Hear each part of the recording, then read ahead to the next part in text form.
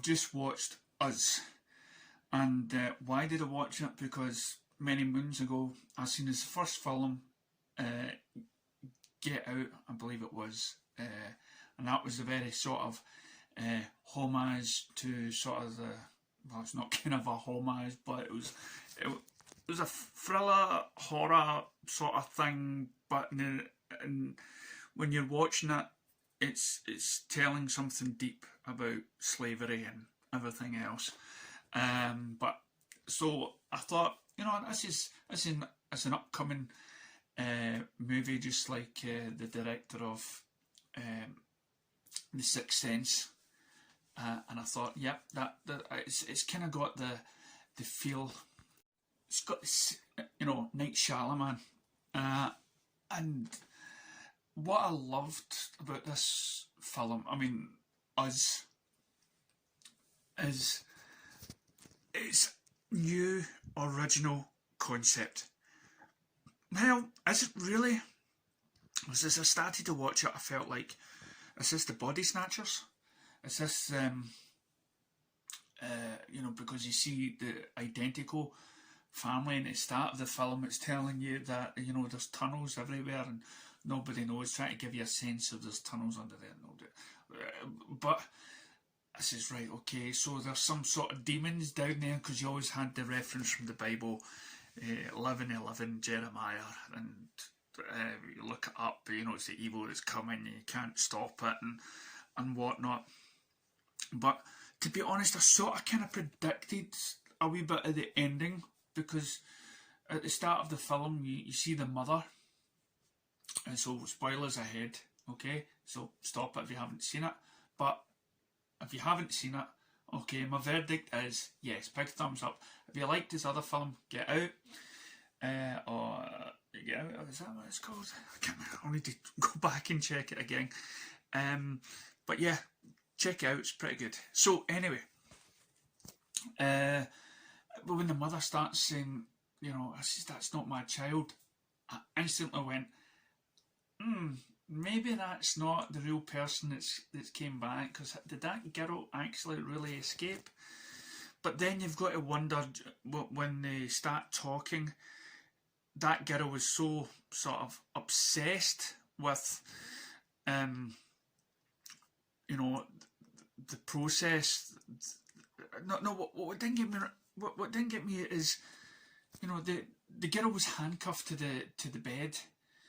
And of course, at one point she must have been released and let go. Now, if she was a sound mind, she would have easily walked out of there at some point, because everybody had left the project. And surely they would have noticed a girl that was somehow acting differently, or with the ability to speak. So all that sort of didn't make sense to me at the end, now I've come to think about it. But for the enjoyment part, yes, it had a kind of off-key moments of humour. I mean, there was one bit in it that really made the film for me, and there was this. It was the two kids, and it reminded me of Pulp Fiction, with Bruce Willis, after he sort of escapes getting it up the bottom and stuff like that. He kind of gets out, and his friends getting it up the bottom. And he goes back with with a baseball bat, then a chainsaw and stuff like that, and then you had that wee bit of music on it. So there was a scene in it with the two kids like that, and it had like F the police and stuff like that. So that sort of sold the film for me. And I thought that the film was going to be over quite sharp, because the family had already, the copycats had already got to the house, and I thought, well, what's the delay? And then, as you say, you've got that mother saying, we're all shadows, and you have the great stuff, you have the great life, and everything else. So maybe there was something special between the two girls, and the show, and the terroring, and whatnot. I mean, are those people just going to stay hands across America, so to speak? And what's with the helicopters at the end? Who's flying them? Surely it can't be all the... Maybe they're just people from another another island looking at the state of what America's got in. So maybe there is a deep sort of meaning to this, that maybe the American society as well, the privileged, it's time for, I don't know, I mean, it's probably too deep well above me. There's probably so many levels I can go into, and we can probably, I mean, there were some scenes in the film where a frisbee gets thrown, and I'm sure there was something that looked like a Star of David, and it landed on the blanket that had a circle around it.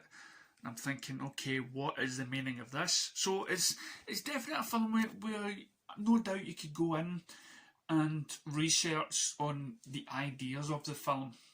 But if you're not interested in kind of digging deeper, which I love, as you say, a favourite film is Batman v Superman, Dawn of Justice. I thought there was a lot of depth in it, and I got to love it more and more, researched on the angles and the meaning on behind the scenes. So that's something that can happen to this film.